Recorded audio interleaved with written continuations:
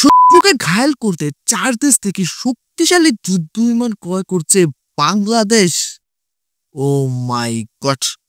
একটা সময় ছিল যখন বাংলাদেশ ইচ্ছাকৃতভাবে শক্তিশালী অস্ত্র প্রয়োগ করত না এবং শক্তিশালী পাওয়ারফুল যুদ্ধ বিমান ক্রয় করাটা একদমই অফ করে দিয়েছিল।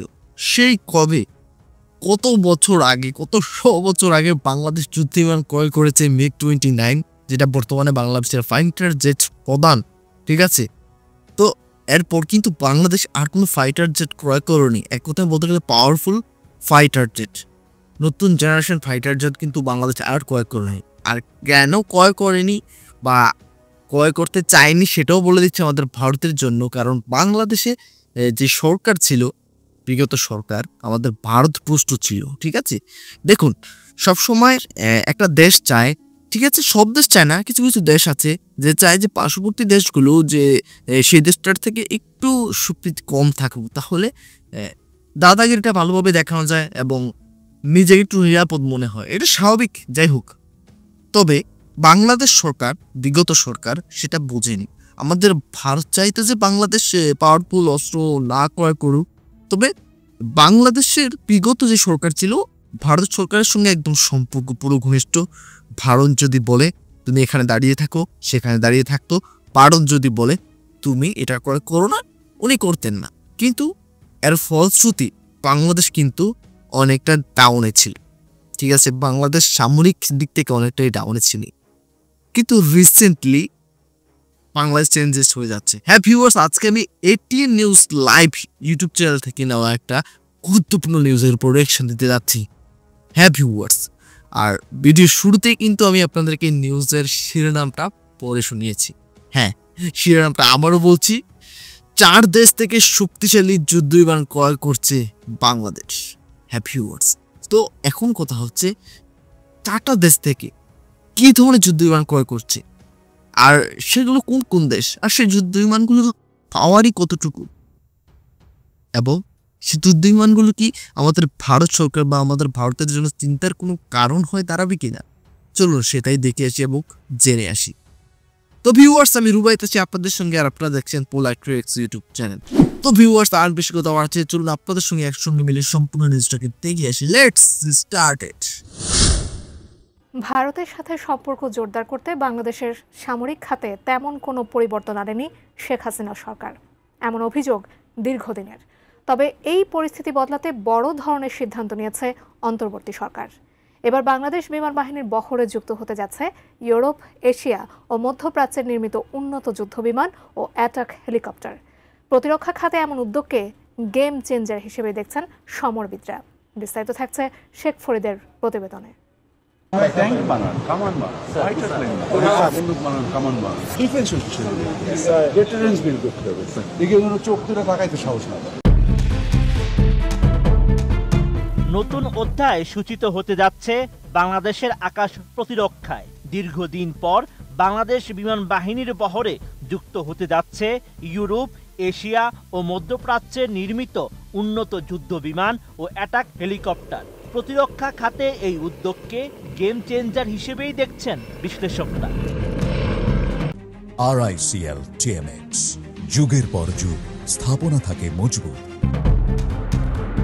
দীর্ঘ সময় ধরে পর্যাপ্ত আধুনিক যুদ্ধ বিমান ও হেলিকপ্টারের অভাব রয়েছে বাংলাদেশ বিমান বাহিনীর। এই অবস্থায় দেশের আকাশ প্রতিরক্ষাকে শক্তিশালী করতে ও বিমান বাহিনীর আধুনিকায়নে বড় পদক্ষেপ নিচ্ছে অন্তর্বর্তী সরকার।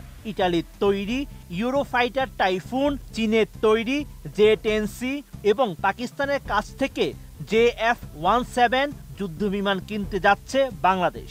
সেই সঙ্গে তুরস্কের তৈরি বিশ্বসেরা T-129 অ্যাটাক হেলিকপ্টার উড়ার অপেক্ষায় বাংলার আকাশে। এতদিনে কাজের কাজ হচ্ছে। দেখুন, বাংলাদেশে পাওয়ারফুল একটু কম হোক, যুদ্ধ বিমান তো আছে, তবে একটাও অ্যাটাক হেলিকপ্টার নেই। এটা ভাবা যায়? মিয়ানমারের থেকেও কি বেশি অর্থনীতিতে পিছিয়ে বাংলাদেশ? আপনাদের কাছে প্রশ্নটা অবশ্যই কমেন্ট সেকশনে জানিয়ে যাবেন।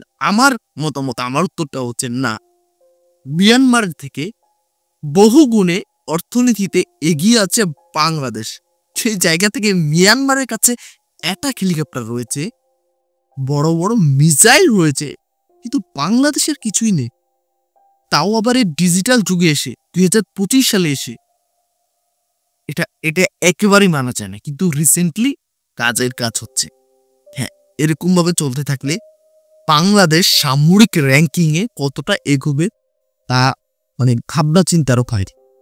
এক কথায় বলতে গেলে আমাদের ভারতের জন্য কিন্তু একটা চিন্তার কারণ হতে যাচ্ছে এটা। তবে তবে তবে বাংলাদেশ কখনো কারো চিন্তার কারণ হতেই পারে না। মানে এত শান্ত একটা দেশ, ভারতের মতো ভারত থাকবে, বাংলাদেশের মতো বাংলাদেশ, সম্পর্ক দুই দেশের ভালো থাকলে দুই দেশের ভালো। কিন্তু আমাদের ভারতকে এটা কে বোঝাবে? দেখুন, বাংলাদেশের সঙ্গে যদি ভারতের সম্পর্ক একেবারে ভালো থাকে তাহলে বাংলাদেশের জন্য লাভ, এর থেকেও বেশি ভারতের জন্য লাভ। আসলে এই বিষয়ে এক্সপ্লেন করতে গেলে ভিডিওটা আরো লং হয়ে যাবে। তাহলে চলুন বাকি অংশটা দেখে আসি। 2027 সালের মধ্যে ইতালির কাছ থেকে 10টি যুদ্ধবিমান কেনার প্রস্তাবনা রয়েছে, যার প্রতিটি 4.5 প্রজন্মের। পাশাপাশি তুরস্ক থেকে 6টি T-129 অ্যাটাক হেলিকপ্টার সংগ্রহের প্রস্তুতিও চলছে। জানা যায়, সরকারের নীতিগত অনুমোদনের পর একটি 12 সদস্য বিশিষ্ট কমিটি গঠন করা হয়েছে, যার নেতৃত্বে থাকছেন একজন এয়ার ভাইস মার্শাল। এই কমিটি ইতালি ও তুরস্কের প্রতিনিধিদের সঙ্গে সরাসরি আলোচনা করবে এবং দর কষাকষির মাধ্যমে চূড়ান্ত চুক্তি করবে। এরই মধ্যে চীনের তৈরি 20টি J-10C যুদ্ধবিমান কেনার বিষয়ে আলোচনা চূড়ান্ত পর্যায়ে। চুক্তির সম্ভাব্য মূল্য ধরা হয়েছে প্রায় $220 কোটি। এছাড়া পাকিস্তান থেকে 16টি JF-17 যুদ্ধবিমান কেনার সিদ্ধান্ত নিয়েছে বাংলাদেশ, যার সম্ভাব্য ব্যয় $720 মিলিয়ন। বিমান বাহিনীর সাবেক সহকারী প্রধান এয়ার কমোডোর অবসরপ্রাপ্ত মোহাম্মদ শফিকুল ইসলাম জানান, ইউরোফাইটার টাইফুন ও J-10C যুদ্ধবিমান দুটি বিশ্বমানের। নেটোভুক্ত দেশগুলো ইউরোফাইটার বিমান ব্যবহার করে। এই বিমান ডাবল ইঞ্জিনের এবং এর রেঞ্জ বেশি। অ্যান্টিশিপ মিসাইল থাকায় শত্রুপক্ষ নৌবাহিনীর অন্তত 2500 কিলোমিটার দূরে থাকবে। আর চীনা J-10C যুদ্ধবিমান ও পশ্চিমা যুদ্ধবিমানের চেয়ে অনেক ব্যয় সাশ্রয়ী। এছাড়া তুরস্কের ড্রোন অনেক বড় ও বেশি অস্ত্র বহনে সক্ষম। একই সঙ্গে রাডারে এ বিমান শনাক্ত করা যায় না। চীনা যুদ্ধবিমান J-10C নিয়ে সমরবিদরা জানান, ভারতীয় রাফাল যুদ্ধবিমান ভূপাতিত করে আলোচনায় আসে চীনের এই যুদ্ধবিমান। এই যুদ্ধবিমান সিঙ্গেল ইঞ্জিন ফাইটার। এর সবচেয়ে বড় সুবিধা হলো মেনুভারি, অর্থাৎ টপ ফাইট বা উঁচুতে যুদ্ধ করা যায়। শত্রুপক্ষের বিমানকে সহজে ফাঁকি দেওয়া যায় এই বিমানে। এই যুদ্ধ বিমানের গতিবেগ শব্দের চেয়ে দ্বিগুণ। এর সর্বোচ্চ গতি ঘন্টায় প্রায় 2415 কিলোমিটার। একটা কথা না বলে পারছি না, বাংলাদেশ এই যে বিভিন্ন ফাইটার জেট বিভিন্ন কিছু ক্রয় করছে রিসেন্টলি, খুবই ভেবে চিনতে বেছে বেছে ক্রয় করছে।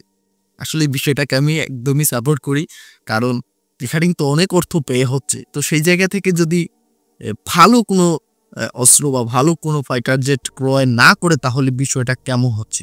ঠিক আছে, এই যে কথায় বলে না, টাকাগুলো জলে গেল, ঠিক এরকমটা হয়ে যাবে যদি বেছে বেছে না ক্রয় করে। বাংলাদেশ কিন্তু আয়তনে অত বড় না, ছোট একটা দেশ। তো সেই জায়গা থেকে এখানে অনেক ব্যয় হবে। তো কিনলে ভালোটাই কিনছে তারা। আসলে এই বিষয়টা প্রশংসনীয়। তাহলে চলুন ভিউয়ার্স বাকি অংশটা দেখে আসি।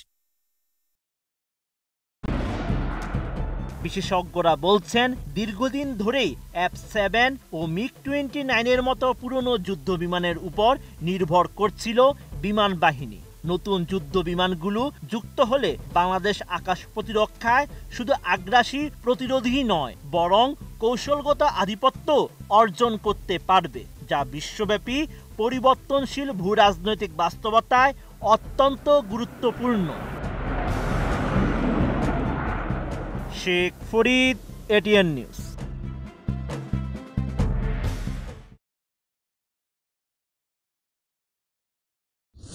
Hello viewers, ATN news live YouTube channel নিবেদিত আজকে সম্পূর্ণ নিউজ যত আপনারা দেখতেই পেলেন এবং আমি আমার ব্যক্তিগত মতামত আপনাদের মাঝে প্রকাশ করেছি। হ্যাঁ, তো ভিউয়ার্স, এটিএন নিউজ লাইভ এটা বাংলাদেশের একটা popular news media, trustable popular news media, এবং এটিএন নিউজ এবং বলতে পারেন যে এটিএন বাংলা এটা হচ্ছে বাংলাদেশের একটা বেসরকারি টিভি চ্যানেল। ঠিক আছে, মানে এটিএন নিউজের টিভি চ্যানেল রয়েছে বাংলাদেশে।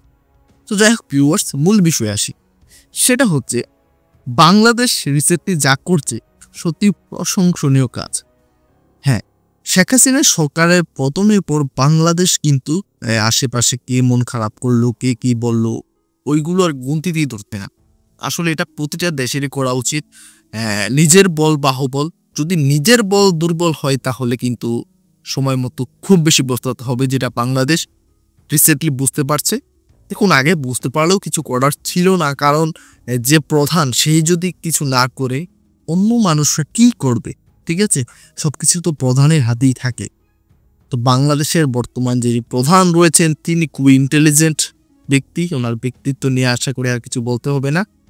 তিনি যে কাজগুলো করছে সত্যি বাংলাদেশকে একটা নেক্সট লেভেলে নিয়ে যাবে। তো ভিউয়ার্স, আরেকটা বিষয় বলছি, বাংলাদেশের সেনাবাহিনীর কথাই বলছি, অন্য বাহিনীর কথা এখন বলছি না। বাংলাদেশের যে সেনাবাহিনী রয়েছে, যদি মিয়ানমারের কাছে এরকম বাহিনী থাকতো, এবং মিয়ানমারের কাছে কিন্তু বাংলাদেশের থেকেও বেশি ইকুইপমেন্ট রয়েছে, যুদ্ধ বিমান রয়েছে, তারপরে মিসাইল রয়েছে, ইকুইপমেন্ট অনেক কিছুই রয়েছে। তো সেই জায়গা থেকে যদি বাংলাদেশের বাহিনীর মতো, বিশেষ করে সেনাবাহিনীর মতো একটা বাহিনী মিয়ানমার সরকারের কাছে থাকতো, ভাই এতদিনে বাংলাদেশকে দখল করে নেওয়ার চেষ্টা করতো এই মিয়ানমার। হ্যাঁ, আমার কাছে এটাই মনে হচ্ছে। তবে বাংলাদেশ এইসব যেই অবৈধ কাজকর্ম রয়েছে এগুলো থেকে খুব বেশি দূরে থাকে। বাংলাদেশ একটা স্বাধীন দেশ, বাংলাদেশের মতো খুবই শান্ত সৃষ্টভাবে থাকে।